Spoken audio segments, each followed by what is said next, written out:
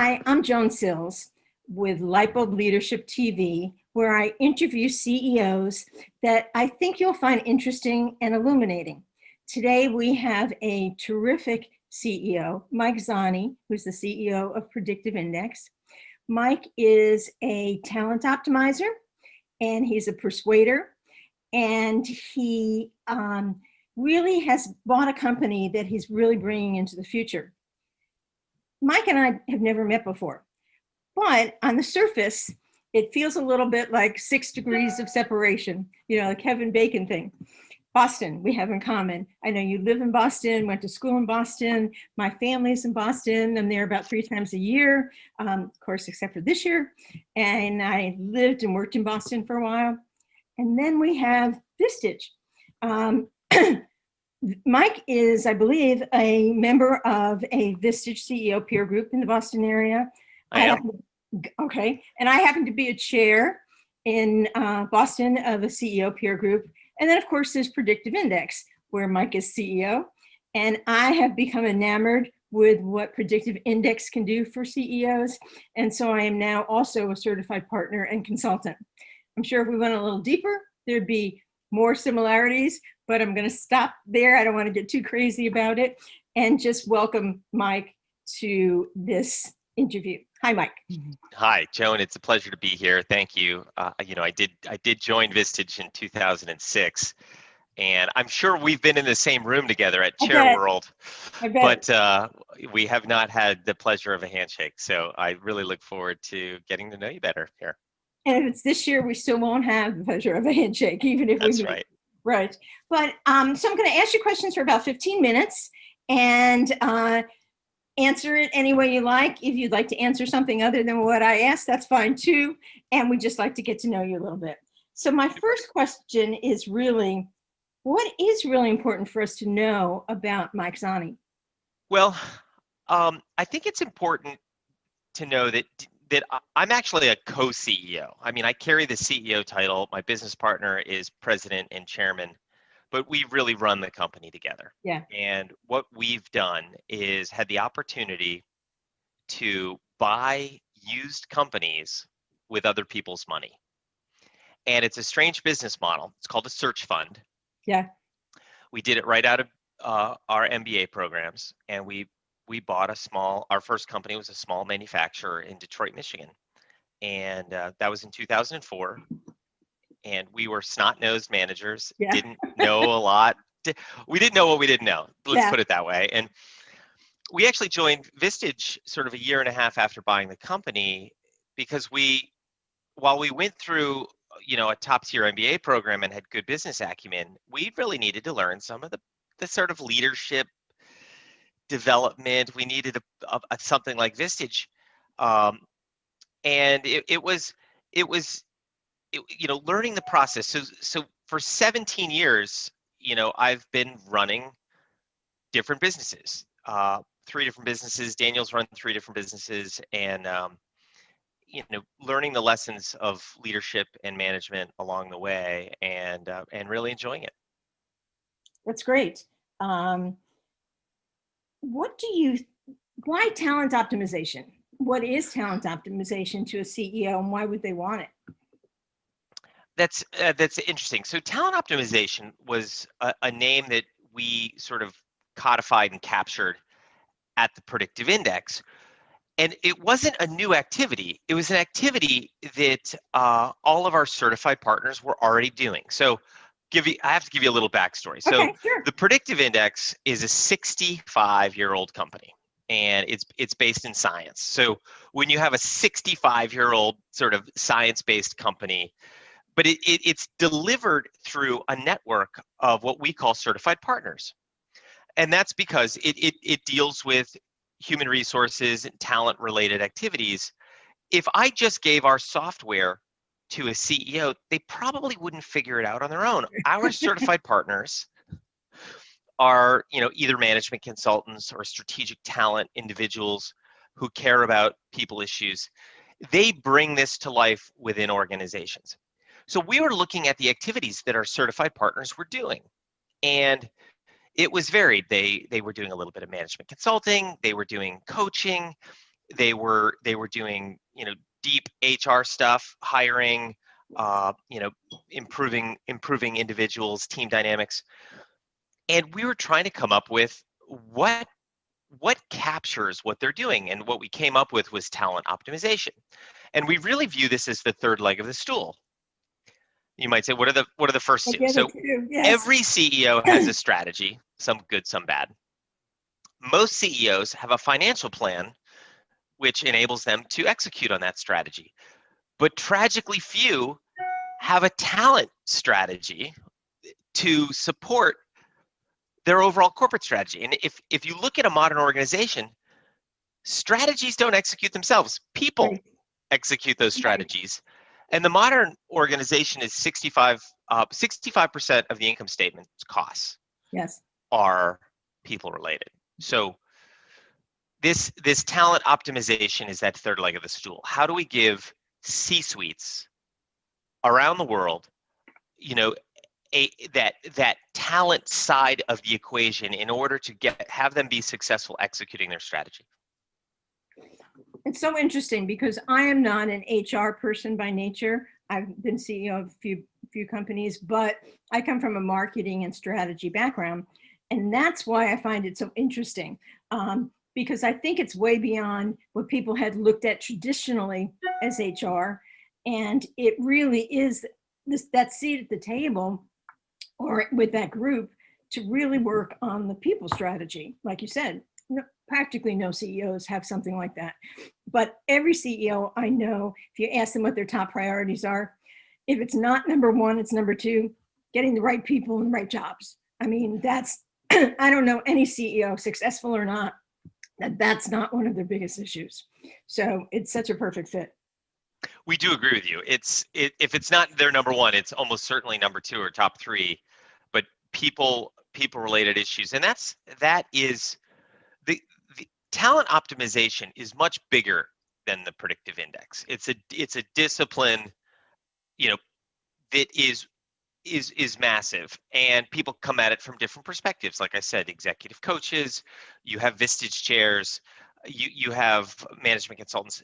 So the predictive index is a key player in talent optimization, but we wanted to make sure that people had something that they could now call, what is it that I do? Yeah. And CEOs should be like, how can I bolster this, whatever this is?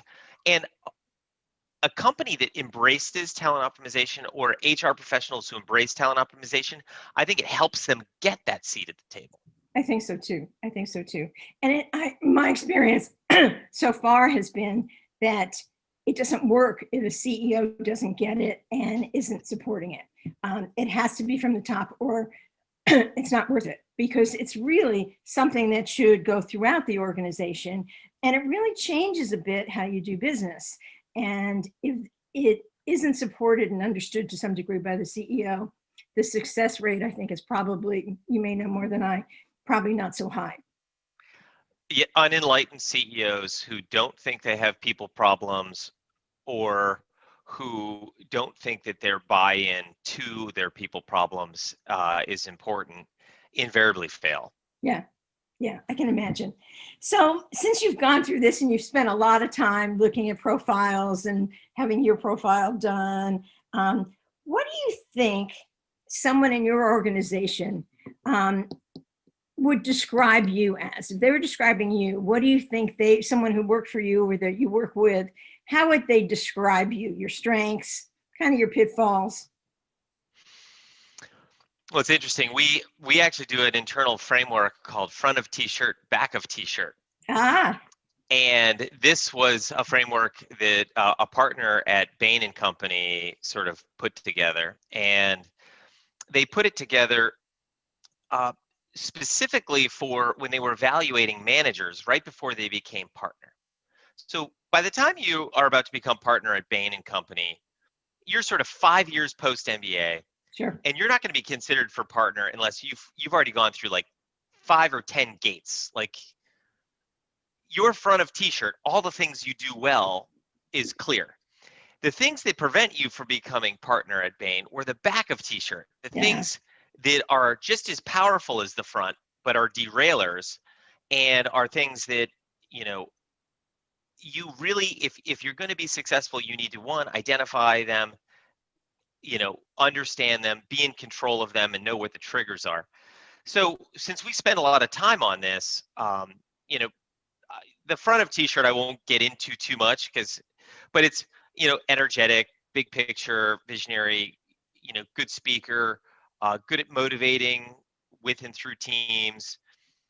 And these are things I've probably heard, my whole life, Yeah, and exactly. have, the back of T-shirt stuff, I don't always listen, and I can get into the details behind that. I can sometimes run people over.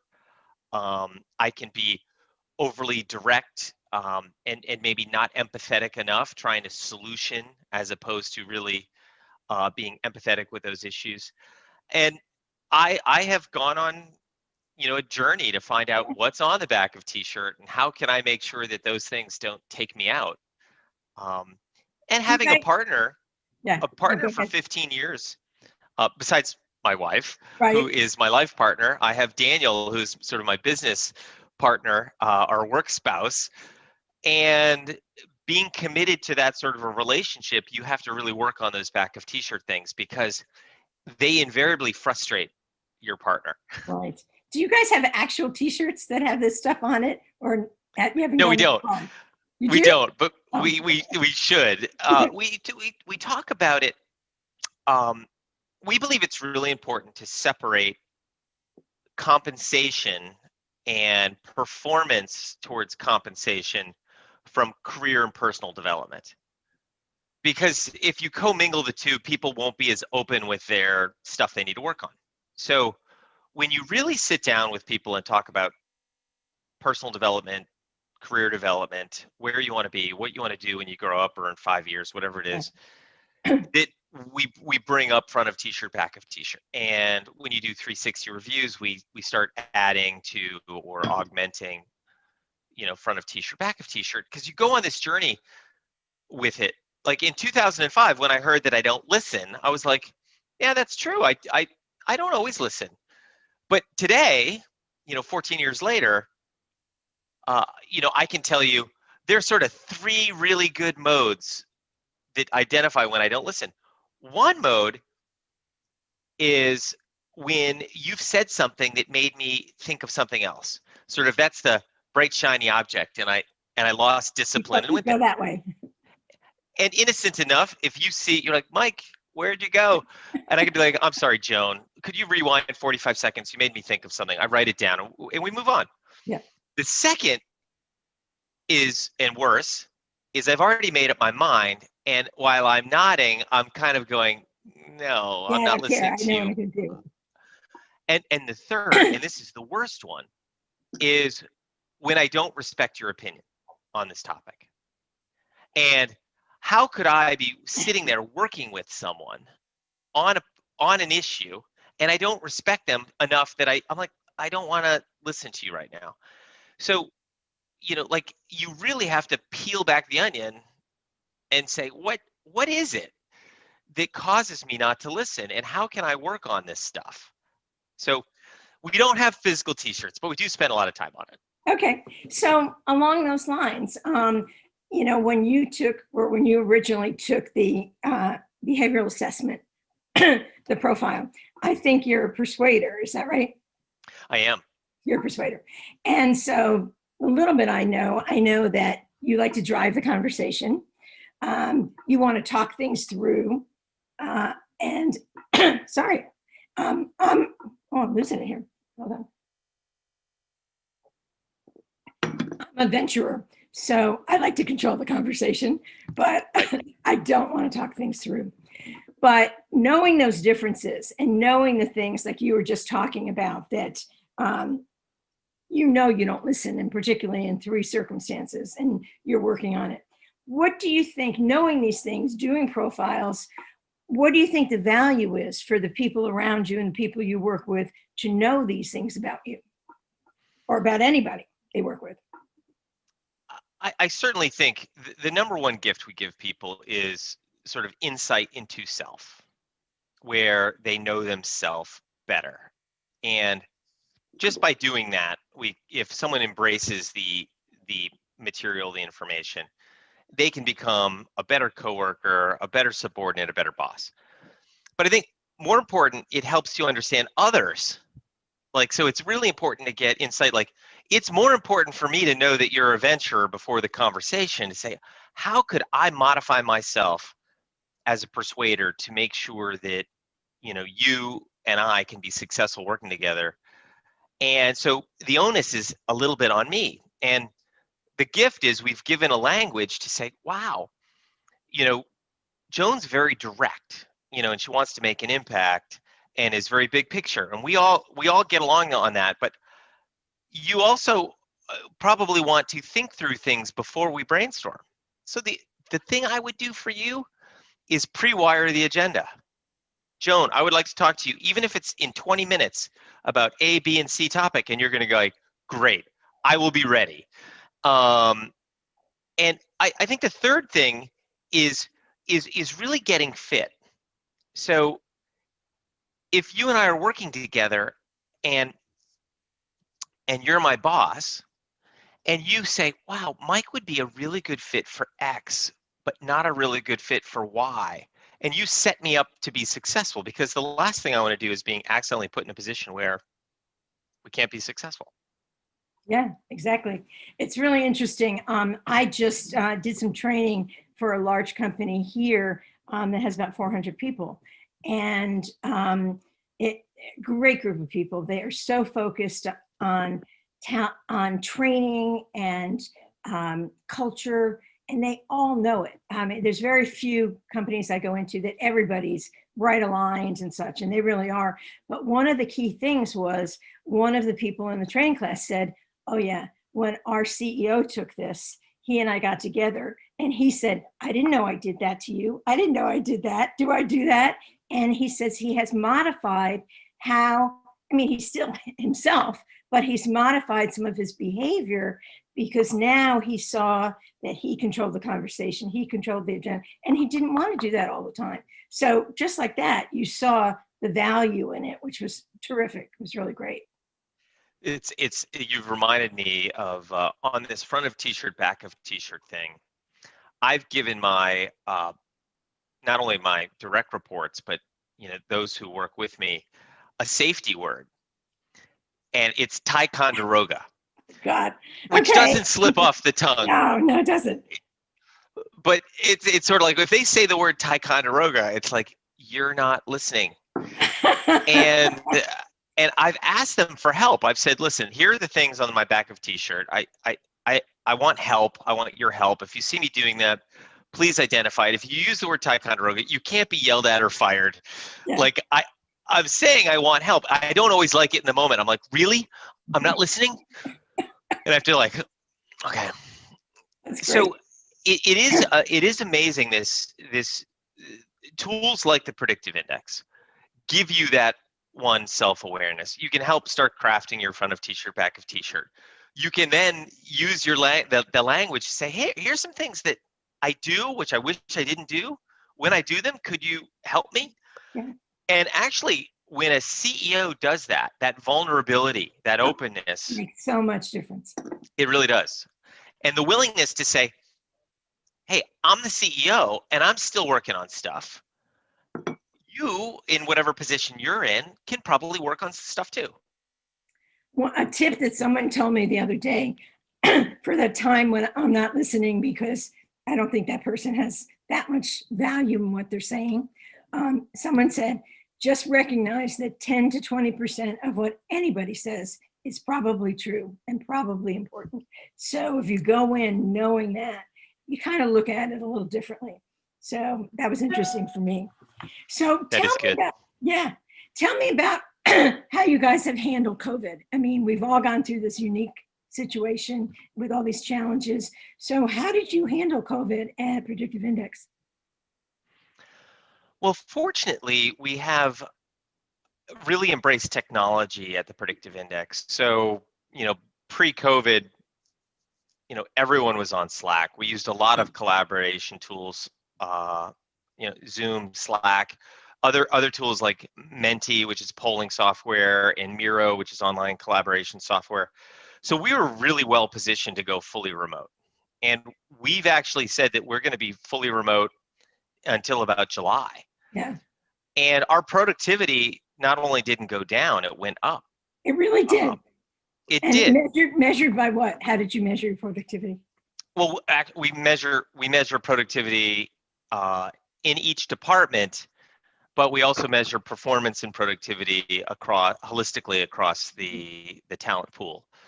And there are some departments that measure it really accurately, like our development team, the coders are measuring monthly productivity per employee. Wow. And seeing this trend up. And there are things like more efficient meetings. You didn't have to walk to and from meetings, and there was less preamble on meetings, less commuting. There was smaller teams, smaller meetings. It was easy to sort of spool up a 30-person meeting. Now, we also did some things that we realized it was too easy to set up meetings in a fully remote world. So we made some blocks of no booking time. Oh, interesting. And we're keeping those sacrosanct. And like, you can create an external meeting during your no booking time if you want, like this meeting with you today. But it enables people to, if they're homeschooling their kids, if they have to, do a personal thing, if they need to get work done, and that's really helped. Do you know, that's something I would love to share. One of the questions I was going to ask you, which you already answered, I don't know what, was, okay, so what is something positive that came out of this that you're going to use going forward? And that's certainly one of them. And that's a great thing to share with other CEOs, I think. It has been very refreshing to do this, and it's interesting. We also give people permission to block work time, and because if you go from just Zoom meeting to Zoom meeting, your head's going to pop off. Yeah. It is, and there's actually some good research that shows that trying to watch someone is more mentally taxing than it is just having a phone conversation. And actually, it was my Vistage chair, Bev Halpern, who told me this. She said, "Why don't we just have a phone call today? We don't need to share a screen." Yeah. Yeah. And what's interesting is when you have a phone call, I sat back in my chair, I put my feet up, and even closed my eyes and was just listening to her or our conversation. And it was more relaxing. So we're telling people, put your headset on and go for a walk. Yeah. Go for a walking meeting.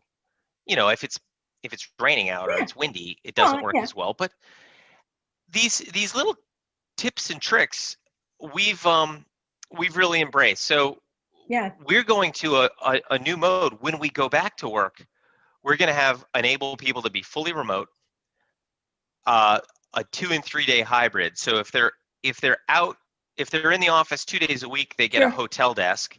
If they're in the office 3 days a week or more, they get a permanent desk. And you can be fully in the office. And it's like you pick. So some people are actually moving out of Boston. They're saying, "Great, my in-laws live in South Carolina, and we're going to move, and the cost of living down there is cheaper." And we're supporting that. That's fabulous. I mean, I do think that there are some very positive things that people have learned that have come out of this. One, I've heard a lot from people that where they were so opposed to having people that were remote and not in the office. Now they realize if that's something that works for that person, that's great. Let's do that. The other thing that I've heard, which is not so great for the hospitality business, but people that used to budget a tremendous amount of travel to visit customers, et cetera, they said, we've really found we can do a lot of the relationship building and a lot of the same work, through Zoom or something like that that's just as effective for both of us. And neither the customer or us have to do that kind of crazy travel. So I think that's some of the things that are going to stay, after COVID. Yeah, I suspect you're very right, and I have enjoyed traveling less, and I know that my friends at Bain and McKinsey have said they thought you couldn't do it, so we were road warriors 4.5 days, 5 days a right, week, and he says we're doing great work remotely, right. and their By the way, quality of life is better. yeah. By the way, my nephew in Boston worked for Bain, so there's one other little connection. So let me ask you this: after COVID and a lot of things that were already starting before COVID, what do you think the future leader is going to look like? Is it still going to be mostly mavericks and captains and maybe some persuaders, or is that person going to look different? I actually don't think it is just mavericks, captains, and persuaders. I think they are very well represented. But if you take Steve Jobs was an individualist, Yeah, and that's for the PI insiders, that makes a lot of sense. But that is someone who has their own North Star. And individualists are quirky leaders, but can be great leaders. I think there's a number. You can be successful as a leader with every reference PI sure. reference profile. Now there are some archetypes where if you need to be a sales evangelist, Yeah, those tend to be the extroverted high dominance. But then there are companies, Alan Mulally, who is the yeah, CEO of Boeing and right. then of Ford, and he is a famous Vistage speaker. He's an altruist. And Wow. you're like, altruist, really? Really? And he was very collaborative in his approach to running Ford.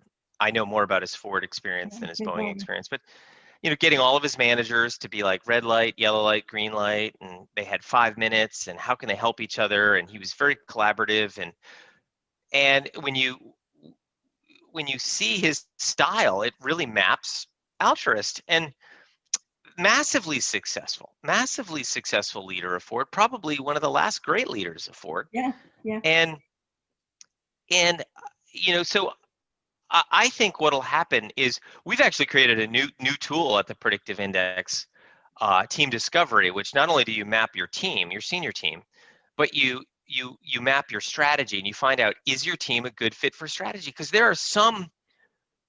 Let's take Harvard, sure. an educational institution, is super collaborative and low dominance. Yeah, Now, it doesn't mean that some professors and some administrators aren't dominant, but it's really about the whole being better than the individual. And then you have things like hospitals, which are about the Hippocratic Oath, first do no harm.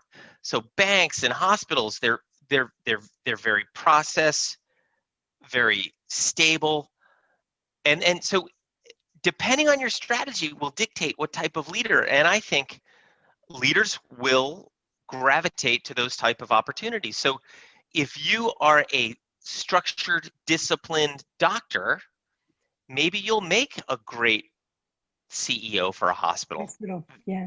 Interesting. So you don't really see anything either from COVID or anything in Black Lives Matter or changes that are occurring. You don't really see leaders changing in the future dramatically. It's just a matter of fitting the right leader to the right company. Well, certainly we are in massive times of change. I think COVID has accelerated so many changes in work style. Black Lives Matter have accelerated conscientiousness. Even the most recent presidency with Trump that has been pretty divisive has accelerated the idea that you don't always have to seemingly tell the truth. And it amazes me, and I'm just like, you're like, you were caught with your pants down. You're like, no, I wasn't. Yeah, it's right I here. don't know. I guess that's now in the playbook. Um, and I'm not trying to necessarily throw Trump under the bus. Yeah, His style worked for him. Um, But I think some of those stylistic things that he brought into an office that never really had that style before is now going to be in play. Possible. Yeah. It's possible. And so there's so much change going on. When the dust settles, I think we will see some. I hope this move for more unity. When you see the amount of articles written in the newspaper that say, "How can you not get in a fight with your family at the next holiday?" Oh, if you could actually go and see them. If you could go and see them, it's one of those things that I like. I hope we can back that down. One of the mantras internally at the Predictive Index has been, we hope work is an area in your life which provides joy and stability, because with COVID and with the divisiveness around politics and with other things, that hopefully it I don't have a dog, so that must be you. It is. Sorry. I thought maybe that would be something that connected us. No dog, huh? I wish we had a dog. Yeah. Ours just passed, so we have love for dog. Okay. But I do think if leaders who can create an environment where people really find joy, happiness, fit, positive energy, and less stress, that they're going to outcompete their brethren or competitors in the war for talent. And clearly, if you're in the right job that takes advantage of how you're wired and how you are what drives you, that's going to be something that is a little easier for you to do really quickly. You're probably better at it, probably happier about doing that, and you'll probably stay in that longer because it's something that really takes advantage of how you're wired. So I have one last question for you. I'm wondering if in your career or in the last year or anytime that you can remember that you had a real light bulb moment, that either someone asked you a question that you said, wow, I never thought of it that way, or you read something or something came to mind, a real light bulb moment. Well, my wife, Conley, who went to the same business school as Daniel, my business partner, and I. So I went to business school. I found a business partner, a wife, and a business model, and half of my investors. So I was really blessed. She was interviewing for a job, and she was a Bain consultant as well, and this was post Bain. And the interviewer asked her a question: how would you double your happiness? And it's interesting. We talked about this as a couple a lot, because a lot of people's first reaction is like, I can't double my happiness. I'm very happy, and it's like defensive. And then if you think about the question, you're like, when you love one child, and you're like, I could never love a child this much. And then you have another one, and you go, well, actually, I could. Yeah. So happiness is a little like love in that you can double it. There's no finite. And my wife and I actually, in career development stuff, I ask my direct reports this. I'm like, how would you double your happiness? Because your definition of happiness might be more money. It might be more power. It might be autonomy. Or it might be better work-life balance. Or it could be a better relationship with my parents or my kids. It's a very personal question. So to keep that in mind, constantly asking the question is, how could I double my happiness? And it could be, how could I double my happiness at work? How could I double my happiness at home or with my kids? I just think it's such a powerful framework in which to approach things. And if we all did that, we'd all be happier. That'd be pretty great. That'd be pretty great. Yeah. So thanks so much for spending some time with us, Mike. I hope that as you progress in PI, I know you've just launched some of the Dream Team, software. That's one of the disadvantages of working out of home. It's still awesome. Yeah. But so as you're developing some of that, I'd love it if at some point you come back and share some of your insight again, with what you're learning and how people can apply it and who can use it. So I really I'd appreciate you love that. joining us. Thanks. And have a great Thanksgiving. Healthy, safe. Thank you. So You much. too. Really Great. appreciate the opportunity. Thanks.